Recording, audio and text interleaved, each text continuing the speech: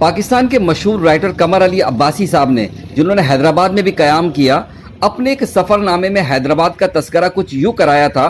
कि हैदराबाद में दाखिल हो तो सबसे पहले जेल रोड आता है और फिर यहीं से हैदराबाद शुरू होता है। ये बाबे हैदराबाद है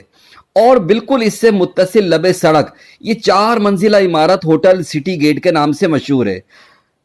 हैदराबाद में माजी के चंद गिने चुने होटलों में एक अच्छा होटल, मुझे ज़्यादा मालूमात तो नहीं, लेकिन जो सूरत हाल हैदराबाद की इस मशहूर व मारूफ होटल का हाल हवाल दे रही है कि होटल के मरकजी गेट के बिल्कुल साथ खिंची दीवार और इस होटल का पार्किंग एरिया पर बनी बड़ी सी बाउंड्री वॉल और वहां मौजूद एक पंचर की दुकान और दरवाजे पर पड़ा पानी और खिड़कियों से छलकती वीरानी के आगे मुझे कुछ नहीं कह सकता कि वाकई क्या ये होटल बंद हो चुका है और फिर इसकी क्या वजह है, कुछ मालूम नहीं। लेकिन मुझे माजी की इतनी बात तो ज़रूर याद है कि 1984 में जब न्यूजीलैंड की टीम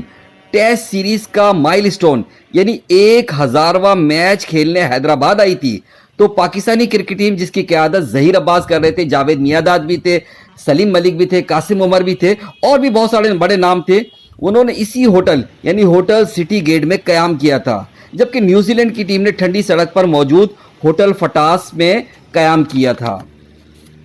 होटल सिटी गेट के पार्किंग एरिया में मेरी कुछ खिलाड़ियों से मुलाकात भी हुई थी, उनके साथ तस्वीर भी ली, कासिम उमर से ऑटोग्राफ लिया था, जो आज तक मेरे पास महफूज है। वक्त गुजर जाता है, चीज़ें आगे पीछे हो जाती हैं, लेकिन यादें रह जाती हैं। हैदराबाद में दाखिल हो तो ये होटल सिटी गेट बड़ा अहम और यादगार होटल था, लेकिन ये वीरानी क्यों है कुछ मालूम नहीं। वॉइस ऑफ हैदराबाद से मोहम्मद इमरान।